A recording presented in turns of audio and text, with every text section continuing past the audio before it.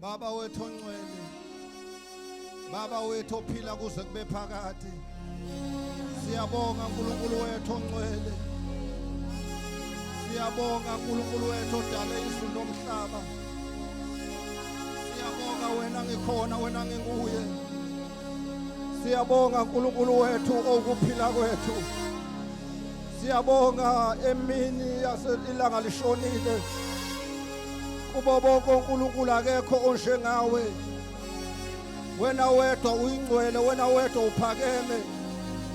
Siyabonga egameni lika Jesu Kristu waseNazarethe, sesikhona Baba wethu onamandla wonke, sesikhona Jehova wezulu, sesikhona wena obukhona umhlaba ongakasekelwa, Baba wethu onamandla wonke uyaphila kuze kube phakade, Baba wethu onamandla wonke, uNkulunkulu wethu oyikho konke phezu kwabonkulunkulu bonke, Baba wethu onamandla, siyabonga egameni lika Jesu Kristu waseNazarethe, sesikhona uNkulunkulu wethu ongcwele, sizokukhonza, sizothandaza, sizobiza igama elingaphezu kwamagama onke egameni lika Jesu. Baba wethu onamandla wonke, siyabonga ukuthi wena uyisivikelo sethu, nguwe izolo, nguwe namhlanje, nguwe naphakade. Baba wethu onamandla wonke, siyathandaza egameni lika Jesu ukuhlangana kwethu kule ndawo kube khona into okuyenzayo.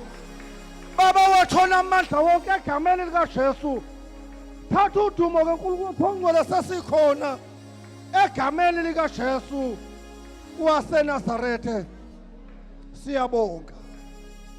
Thank you, Jesus.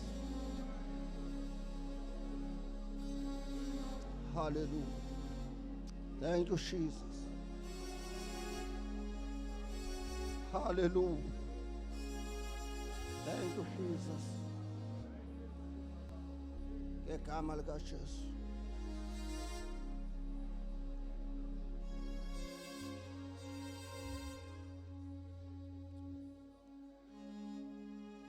Hallelujah. Hallelujah. Siyanibingelela abangcwele egameni lenkosi uJesu. Singahlala phansi ebukhoneni benkosi. Siyambonga uNkulunkulu bangcwele osinikeza nje leli thuba lokuthandaza. Sibingelele umoya ongcwele ekhona phakathi kwethu. Simshayile izandla egameni lenkosi uJesu waseNazarethe. Siyabingelela baba bethu, omama, abafowethu, odadewethu, suphasheshe egameni lenkosi uJesu. Sibingelela ubuholi bebandla ngegama lenkosi uJesu. Sibingelela umama nobaba umfundisi bengekho phakathi kwethu namhlanje. Siyambonga uNkulunkulu ngabo ngegama lenkosi. Simikule ndawo ngenxa yabo ukuthi banombono ngebandla likaNkulunkulu. Lo mbono bawusulela nakuthini ukuthi simelana simemezela ukuthi uJesu uyinkosi phezu kwa wonke amakhosi akhona emhlabeni. Siyambonga uNkulunkulu bangcwele, namhlanje sizothandaza usuku lolu uNkulunkulu asinikeze lonke sithandaze ngalo. Sibonga uNkulunkulu ngalokhu asenzele khona ngegama lenkosi uJesu. Sizothandaza nje bangcwele, sizofunda izwi lenkosi nje kafushane lapha kuma ku-Isaiah 37, sifunde khona uverse 35, bese sifunda abaseKorinte bokuqala uchapter 15, sifunda amavesi amabili okugcina, ngithi uverse 57 noverse 58 mangaphosisi, uverse 57 noverse 58, bese siyathandaza. Ngiyambonga uNkulunkulu ngumntwana kaNkulunkulu, ngisindisiwe, ngiyamthanda kakhulu uJesu. Selokho ngamamukela akazange ayijabhise impilo yami, uhambe nami, ngamamukela ngisemusha, wahamba nami kwaze kwaba namhlanje, uyayinceda impilo yami. Haleluya. Njalo ke uma umlana ngihlale ngikusho lokuthi asimila ngoba mhlambe nesingcono kunabanye, ukuma nje kwakho lana sekumusa kaNkulunkulu okunikezele lo thuba lokuthi ume lana. Haleluya. Kodwa ukuma kwakho lana sekungakunikeza ubungcono kunalabo abantu asebehleli phansi.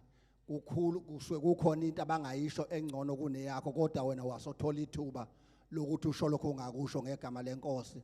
Nami ke ngithole nje lelo thuba lokuthi ngisho lokho uNkulunkulu akubekile enhlizweni yami ngalolu suku lomthandazo bese siyathandaza. Haleluya. Okukhulu kakhulu kulezi insuku ukuthi sithandaze. Haleluya. Imindeni yethu iyawudinga umthandazo. Isizwe esihlala phakathi kwaso siyawudinga umthandazo. Indawo esihlala kuzo ziyawudinga umthandazo. Indlela uSathana alicorrupte ngakhona izwe uyadinga ukuthi sithandaze. Into ke esijabulisayo ukuthi ke uthando likaNkulunkulu lungaphezulu kwazo zonke izinto ezimbi ezenziwa yisitha. Haleluya. Lizelathi izwi lenkosi lapho kwavama khona ukona umusa kaNkulunkulu wavama kakhulukazi. Haleluya. Uma ubona kukhuphuka ukona vele ubona umusa kaNkulunkulu umkhulu kunalokho kona okusekukhona ngaleso sikhathi ngegama lenkosi uJesu. Amen. Ngicela mhlawumbe nosetholile angifundele lapha nje izazo ufuna ivesi elilodwa Isaiah 37 sifunde uvesi nje 35 bese sibamba ngala kwabaseKorinte bokuqala chapter 15 sibamba amavesi amabili okugcina bese siyathandaza ngegama lenkosi. Amen. Khona ngangifundela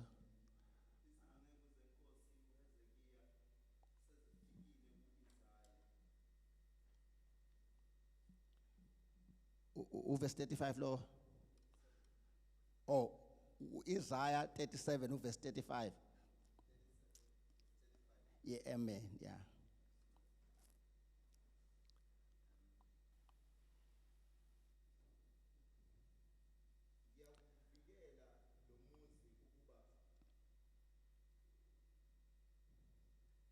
Ngiyakuvikela lo muzi ukuba ngiwusindise ngenxa yami nangenxa yenceku yami uDavide. Amen. Amen.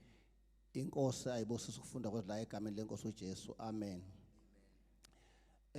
Mhlampeni ukwenza sibe kuyipage elilodwa sonke indaba ende lena engizoyenza nje bemfishane.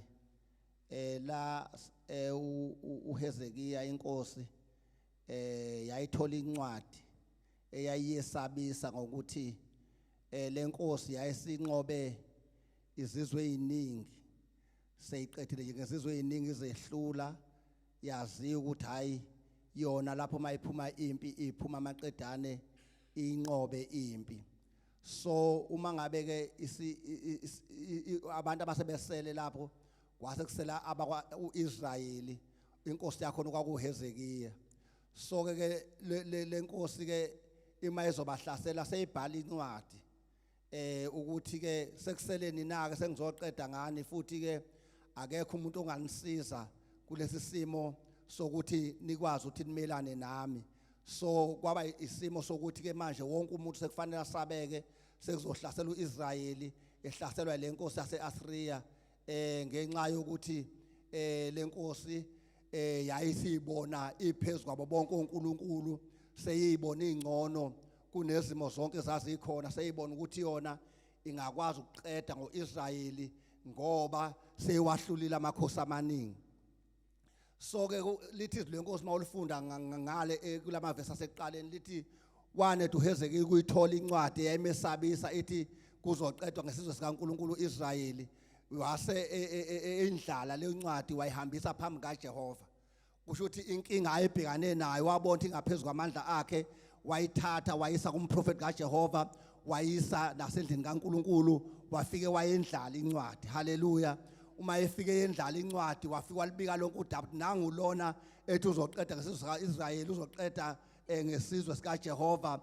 Uma ethi uzoqeda ngesizwe sikaJehova uchaza ukuthi le ndaba ithi ayifane nale kaDavide noGoliath ngesikhathi uGoliath esabisa isizwe sakaIsrayeli nalapho kwakwenzeka into efanayo kuthiwa kuzoqedwa ngesizwe sakaIsrayeli. Waseyayindlala ke incwadi ke uHezekiya wayidlala phambi kaNkulunkulu. Uma edlala phambi kaNkulunkulu uNkulunkulu wayeseyaphendula. Bazalwane sikhonza uNkulunkulu ophendulayo. Sikhonza uNkulunkulu futhi ozwayo. Othi mangabe ubeka udaba lakhe kuyena akuzwe. Haleluya. Futhi sikhonza uNkulunkulu owehlayo. Haleluya. Ngesikhathi uIsrayeli ehlushwe eGibhithe lithi lenkosi uNkulunkulu wathi ngizwile wathi ngibonile. Haleluya. Wathi sengiyehla. Haleluya.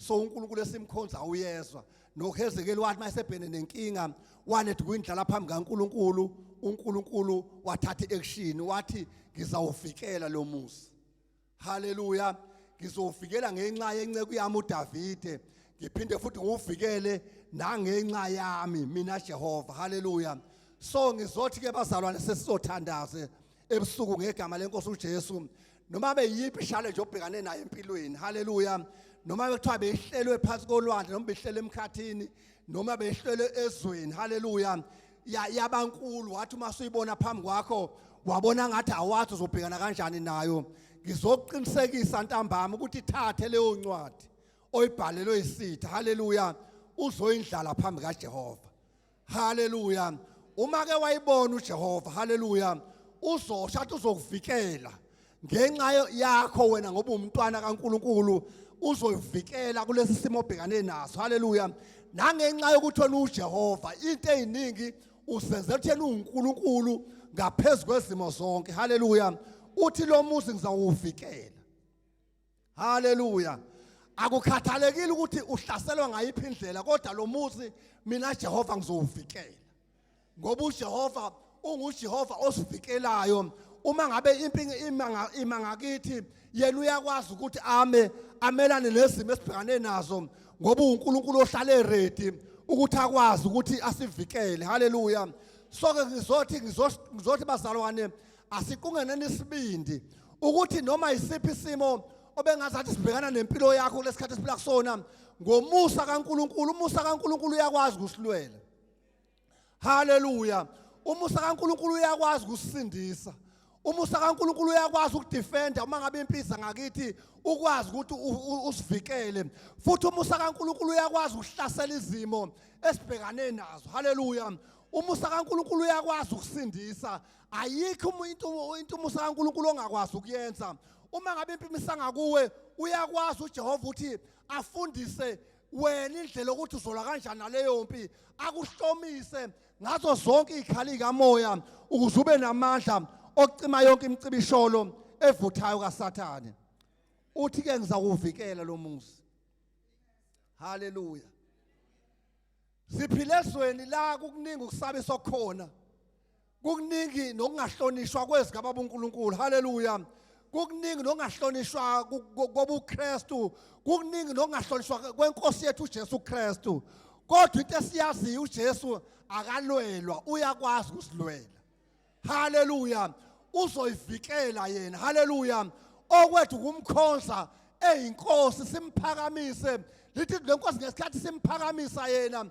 uzobadonsela kuye yena ngoba uyinkosi akalwelwa haleluya ngoba uyakwazi ukuyivikela yena ngegama lenkosi ngicela usifundele mfowethu lapha ngegama lenkosi lapha kwabaseKorinte sesizothandaza ngegama lenkosi kepha makabongwe uNkulunkulu osinika ukunqoba ngenkosi yethu uJesu Kristu ngakho ke bazalwane bami abathandekayo yibani ngabagxilile abangaxegiyo abavame njalo emsebenzini wenkosi nazi ukuthi ukusebenza kwenu akusilo ize enkosini haleluya uma ngabe bazalwane kukhona isimo esuke ubhekane naso ngamanye amazwi uNkulunkulu lana usibekela ukuthi sizoba ngabanqobi singabanqobi vele ngesikhathi simukela uJesu sanqoba haleluya impilo yokunqoba uNkulunkulu usidalele yona haleluya asizinqobelanga thina haleluya noHezekiya yathi impi mayisibhekene naye inkosi engasazi ukwenza njani wathatha incwadi wayindlala phambi kaJehova ngoba ethembele kuJehova haleluya nathi nangapha singabantwana bakaNkulunkulu singabazalwane abazelwe ngegrace la emseni kaNkulunkulu sibonga uJesu sibonga uNkulunkulu ngoJesu haleluya usinikeze ukunqoba sinqoba ukunqoba engazathi uyahlulwa haleluya kube ngazathi impi iyaqeda ngawe haleluya kanti ngesikhathi kube ngazathi impi iyaqeda ngawe yilapho unamandla khona haleluya lize lithi lenkosi akathi ongenamandla nginamandla akathi ongazathi uyahluleka athi ngiyanqoba haleluya ngoba vele thina ngasinqobi ngamandla ethu haleluya kodwa uNkulunkulu vele wasiprepayela noma wasihlelela ukunqoba. Haleluya. Wenza into elula yokuthi thina singabe sangena eringini yokuthi silwe. Haleluya. Wenza ukuthi singabe sashaywa njengoba kwashaya uJesu. Haleluya. uJesu washawezwa yonke into ebuhlungu, wakhafulelwa ngamathe ukuze thina sihambe sesiyothatha ivictory esiyenzelwe. Haleluya. Lithi lenkosi makabonge uNkulunkulu osinikile wasipha, haleluya, ukunqoba ngenkosi yethu uJesu Kristu. Uphiwe ukunqoba ungakalwi. uNkulunkulu wathi akafuni nokuthi uzulwe. Wathi uyabona kwakwanele ukuthi uAdam ahlulwe ensimini yase-Edeni ashawe ukona ngesikhathi kwamshangazo. Waseletha uAdam wokugcina onguJesu owafika wanqoba. Haleluya. Akusadingeki lutho kuthina, sakudinga simukele ukuthi sibonge. Haleluya. Njengoba sizothandaza sisobonga uNkulunkulu. Haleluya. Ngoba wasinikeza ukunqoba ngenkosi yethu uJesu Kristu. Haleluya. Sihambe emhlabeni singabanqobi. Haleluya. Sihambe emhlabeni sinakho konke ngenxa yokuthi sanikezwa. Haleluya. Akukho mandla esiwasebenzisayo, akukho mzama, akukho ikhwepha, akukho kujuluka okumele sikwenze ukuthi kumele simbonge uNkulunkulu owasinika ukunqoba ngenkosi yethu uJesu. Haleluya. Lithi lenkosi ngaleso sizathu asibe ngabagxilile, sigxile nje. Haleluya. Njengoba sizelana sizogxila. Haleluya. Sivame emsebenzini wenkosi. Haleluya. Sibe sinolwazi, ngoba ulwazi liyakusiza. Uma sekuphele konke kufanele ukuthi uyamazi okholwa uye. Uma umazi okholwa uye, lithi lenkosi ke ubunolwazi ugxile kuyena, ube wazi ukuthi uNkulunkulu, lithi makabonge uNkulunkulu osinikeze ukunqoba ngenkosi yethu uJesu Kristu. Lithi ke ngakho ke masibe ngabagxilileyo abavame njalo emsebenzini wenkosi, sazi ukuthi ukusebenza kwethu akusilona izenkosini. Haleluya. Ukuyikhandla kwakho uphuma ekhaya uzothandaza ngoLwesibili akusilona izenkosini. Kungaba yize kumuntu okubukayo kodwa lo muntu uhlushwe yini, lo muntu awehla wenyuka yini emkhathazile, yingoba uzogxila enkosini, uzozakhela enkosini, uzoba ogxile onganyakazi. Haleluya. Uzokwakhela edwaleni elinguKristu, ungogxilileyo enkosini, uzokhonza uNkulunkulu ngalento oyikhonza ngayo uNkulunkulu. uNkulunkulu uzokukhokhela ngoba uNkulunkulu akakweledi muntu. Haleluya. Yonke into oyenzela uNkulunkulu wayenza endlini kaNkulunkulu, uNkulunkulu uzokukhokhela, akawadli amandla endoda. Haleluya. uNkulunkulu yonke into oyenzile uyikhandla, usuke ekhaya uzokhonza uNkulunkulu. Lithi ke yiba ngogxilile ovame njalo emsebenzini wenkosi, wazi ukuthi ukusebenza kwakho akusilona izenkosini. Haleluya. Yilento ebengizosho ingane zakwethu ukuthi ke noma bekuthiwa ubheke naliphi udaba vele ulindlale phambi kaNkulunkulu, ubusubonga uNkulunkulu, umbonge ngoJesu. Haleluya. Umbonge ngalento akwenzela yona, wakwenza umnqobi, wanqoba ungalwanga. Haleluya.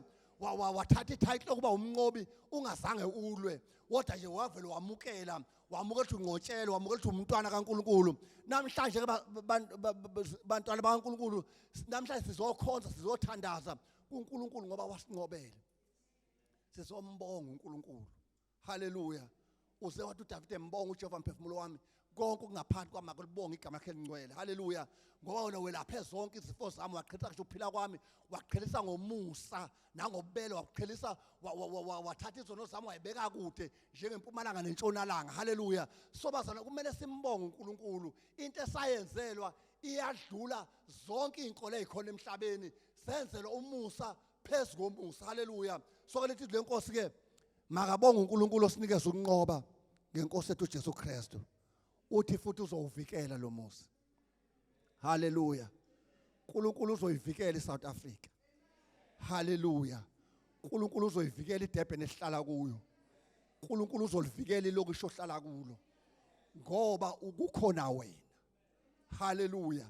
wake kwathi uNkulunkulu ezobhubhisa iGomora neSodoma wathi uAbraham ungalibhubhisa makukhona noma abangamashumi ayisihlanu nje wathi uNkulunkulu ngeke wambalela wathi uNkulunkulu ngeke ngenxa yakho nje haleluya le ndawo ophila ohlala kuyo uNkulunkulu uzoyivikela haleluya futhi uzoyisindisa haleluya ngenxa yokuthi kusindise wena nale family ohlala nayo haleluya nalabo abantu bakini abangakasindiswa uNkulunkulu uzobasindisa ngenxa yakho haleluya futhi uzokwenza lokho ngokuthi wena kukhuluma ukuthi uNkulunkulu yonke into athi uzoyenza haleluya ngoba uNkulunkulu usidalela ukuthi sikhulume njengoba sifisa kwenzeke akekho umuntu osemndenini wethu ongeza ukusindiswa ngoba uNkulunkulu usithembisile wathi uzovikela lo muzi haleluya uSathane uhlasela ngayo yonke indlela ufuna sife singakholwa ufuna sife singamthembi uNkulunkulu kodwa thina sazi ukuthi uNkulunkulu uzosivikela futhi usindisile uzosenza azasindise ngisho izulwane zezulwane zethu sowudla umbuso kaNkulunkulu nakho konke okwethu akuzusala lutho lithi lenkosi ke makabonge uNkulunkulu osenzele lokho ngoKristu Jesu uJesu wasenzela konke thina siyathatha esesikwenzelwe soke bazalwane sizothandaza sithandaze sibonge uNkulunkulu ntambama ngalokho asenzela khona sithandazele izwe lakithi asesithembisa ukuthi uNkulunkulu uzolivikela sithandazele zonke izimo ezikhona sithandazele abazali bethu bengekho phakathi kwethu sithandazele yonke into kodwa sinalokho ukwazi siyambonga uNkulunkulu osinikezile ukunqoba ngenkosi yethu Jesu Kristu haleluya singabanqobi yiyo lento esigcilisayo yiyo lento esenza sikhonze haleluya sikhonze isimo noma singasavumi haleluya simkhonze uNkulunkulu ngoba wasinikeza ukunqoba ngenkosi yethu Jesu Kristu singabanqobi bazalwane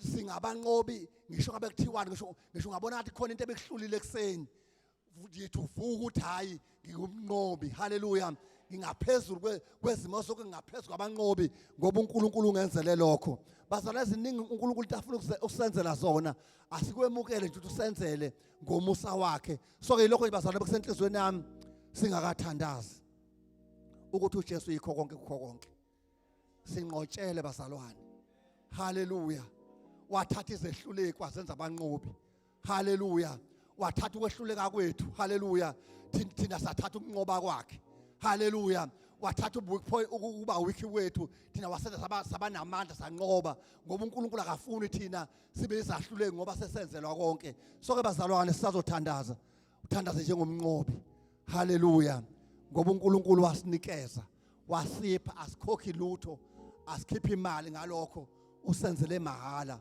uNkulunkulu ukuthi sibe ngabanqobi ilamaza besenhlizweni yami sizothandaza ngizothetela ubabthabetheze ngaphambili sizothandaza ngegama lenkosi ukuthi singabanqobi phezukwento zonke uNkulunkulu yikho konke kukho konke uNkulunkulu masikeza indlala incwadi yethu uzosenzela haleluya uzovikela lo muntu uzovikela yonke into yethu avikele konke okukhona ngoba uNkulunkulu othembekile ngicela baba ukuthi uzosilida ngegama lenkosi amen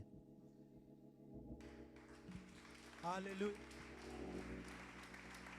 haleluya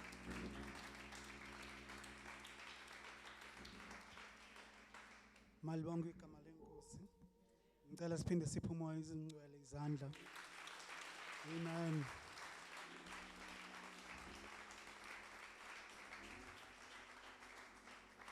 sizawukhuleka bazalwane egameni lenkosi uJesu Kristu la sibonga ukukhumbuzeka ngeidentity yethu ekuKristu la sikhumbuzeka khona ngamandla izulu eliwa investe kithi esabekile ubaba uNdebele efakazela izwi likaNkulunkulu elithi singaphezulu kwabanqobi zonke izimo zethu ezidlula kuzona siqinisekisile ukuthi sesinqotshelwe zona ngoba konke sithatha ukunqoba kukaKristu kube ngunqoba kwethu sethembele kuyena yena uyikho konke kuko konke sethembele othandeni lakhe sethembele emseni wakhe sethembele kuko konke ayikho uKristu njalo baba wethu ukasikhumbuze ukuthi we always fight from victory njalo izimo esiyodlula kuzona noma izimo esizi-approachayo sisasazela ngoKristu sithi siqhambe sifika zonke izinto sezi in our favor ngani ngoba sinomsindisi wethu osenzele konke. Sizawukhuleka bazalwane sonke sivule umlomo yethu singakhohlwa ukukhulekela abazali bethu singakhohlwa ukukhulekela ama-conference esisaba nayo i-couples seminar singakhohlwa ukukhulekela i-second coming ezoba ngomhla ka-27 singakhohlwa ukukhulekela isakhiwo esesikwi-process esakhiwayo isi-KC Dome kwelihle igama likaJesu Kristu. Ngizocela sivule imilomo yethu yonke sikhuleke egameni likaJesu Kristu singakhohlwa nokukhulekela izwe lethu. Baba siyabonga nantambama kwelihle igama likaJesu Kristu waseNazaretha ukuzowuhlanganyela kule ndawo. Mighty God, King of glory, the time invested in the house of God is not a wasted time. Siyakhuleka nangalesikhathi kwelihle igama likaJesu Kristu waseNazaretha la identity yethu umnini mandla onke ingasilahlekele, that you are the nations of the kings and priests. Siphiwe mdala wezinsuku, mighty God, amandla kunqoba, siphiwe amandla ngaphezulu kwesitha, siphiwe ukunyathela izinyoka nofezela and suffer no harm. Siphile Alpha and Omega, King of glory, ukuba sidilize izizindla eziziphakamisayo ngaphezulu kwegama likaJesu Kristu. Siyakhuleka nantambama, mighty God, King of glory, sibeka mdala wezinsuku izwe lethu konke esidlula kulo ezweni lakithi iningizimu Afrika. Mighty God, ngenxa yobukhona bethu, ngenxa yobukhona bebandla iningizimu Afrika yonke iyawusindiswa. Baba uAbraham uye wabuza kuwo wathi uyakulibhubhisa yini na iSodoma neGomora? Wathi wena baba ngenxa yabalungileyo kwami iSodoma liyakusindiswa. Nangalesikhathi sisho njalo phezu kwezwi lethu iningizimu Afrika konke isitha esikuhlelayo ubusuku nomini ukuba iningizimu Afrika ingabe isawuloleleka, iningizimu Afrika ibe yizwe elingenamthetho ngenxa yabalungileyo bakho. Iningizimu Afrika nini mandla onke will always, mighty God, King of glory, be preserved from any plan of the enemy. Kwelihle igama likaJesu Kristu. Silibandla elithenjelwe ngamazulu, silibandla elithenjiwe ngezandla ezimanxebanxeba, silibandla elingayemva, silibandla eliyaphambili, silibandla elingahlehleli emva, silibandla, mighty God, King of glory. Yes, amazulu alethembele izinto ezinkulu, silibandla mnini mandla onke sobabusi, mighty God, King of glory. uKristu mdala wezinsuku alethembile okungekho okuyokwenzeka kulomhlaba wena ungazange ukhulumisane ne-fivefold ministry, ungazange ukhulumisane nezinceku zakho, ungazange ukhulumisane nabangcwele bakho obabiza ngokuthi they are your friends. Sisho njalo nangalesikhathi ngegama likaJesu Kristu sisabeka mdala wezinsuku konke okuqhubekayo kulelizwe okungayona intando yakho ngeningizimu Afrika, sithi akusoze kwafezeka, akusoze kwaphumelela. Sakhuleka nangalesikhathi simelene mdala wezinsuku nane-load shedding. Yes, uma kune-syndicate behind it, let it be exposed in the mighty name of Jesus. Siyamelana mdala wezinsuku ne-unemployment ezweni lakithi, siyamelana mdala wezinsuku nemthetho, mighty God, King of glory, ethatha umninimandla onke isidima sakho emelana nelakho izwi ngegama likaJesu Kristu waseNazaretha.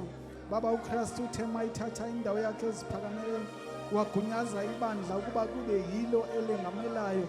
Father, mighty God, by privilege, by right, inkosi yamakhosi, ibandla elinikezile igunya ukuba yilo elengamayo, ukuba yilo eli-occupy the most highest seat, yes, in all the government feet.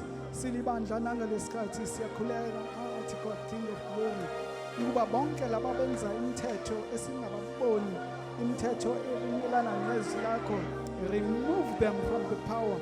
Let the righteous one be them who occupy the most high seat, ukuze yakho intando yenziwe liphakanyiswe elakho igama.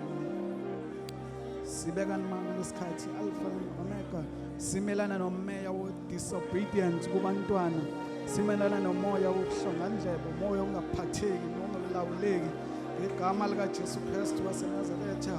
Siyamelana nimandla onke, mighty God, yes, nomoya we-deception, yes, o-introducer ezinkoleni kusukela kumazingeni aphansi ezemfundo uye emazingeni aphakemeyo. Moya mnini amandla onke ontshontsha le gender yabantwana, ontshontsha alpha, mighty God, identity yabantu. Umoya wesitha oconfusa abantwana, yes, with their gender. Kwelihle igama likaJesu Kristu siyawusitha, siyawurebuka completely ngegama likaJesu Kristu waseNazaretha. Thank you Jesus. Simela mdala wezinsuku namadimoni ahlukanisa umndeni, enza imindeni ingahambelani, enza imindeni ingakhulumisani, enza imindeni incintisane ngokuphathekayo, enza kube nokuqhekeka kungabi nako ukuthula kwemindeni. Siyawurebuka completely lowo moya ngegama likaJesu Kristu waseNazaretha. Simelana nomoya wobuphofu, yes, ezweni lakithi ngegama likaJesu Kristu waseNazaretha. Simelana nomoya mdala wezinsuku we-jealous among the Africans. Kwelihle igama likaJesu Kristu waseNazaretha. Wimelana nomoya mdala wezinsuku ukuthatha impilo of the fellow brethren easily. Baba, when ezwini lakho you said you value the human life. You said you want life for life. Ukubululana nini mandla onke ngezibhamu. Lo moya siyawurebuka ngegama likaJesu Kristu. As we bend the barrel of the gun, mighty God, King of glory, we bend, Father, those spear, we bend those drugs that are distributed. Ukuba isizwe mdala wezinsuku, yes, singabi na direction, sibhuqabhuqwe izidakamizwa. Lo moya siyawurebuka ngegama likaJesu Kristu waseNazaretha. Baba, sithi ukuthula kukaKristu okudlula ukuqonda nakho konke makubuse phezu kwezwi lethu, makubuse emakhayeni ethu, makubuse in the job environment, makubuse in the work environment ngegama likaJesu Kristu waseNazaretha. Thank you Jesus, thank you King of glory, you are worthy King of kings.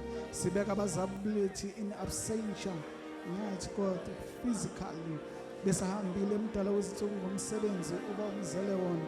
Siyabakhulekela, sideclare protection yabo phezu kwezimpilo zakhe, ubalonde, ubagcine. Yes, kungabe bikho isikhala esilele kona esiphumelelayo. Ubalinde mina amandla onke, let them be free from accident. Nanoma lini isitha esibalandela ngaso, Baba, singaphumeleli, sikhathale ngegama likaJesu Kristu waseNazaretha. Siyabeka nangalesikhathi Alpha and Omega, wena amandla onke abazali bethu. Yes, Mbusi Baba, beyi-vision leader, beyi-vision holder yaleli bandla, ama-conference onke abaplanile, Baba, wena already usuwa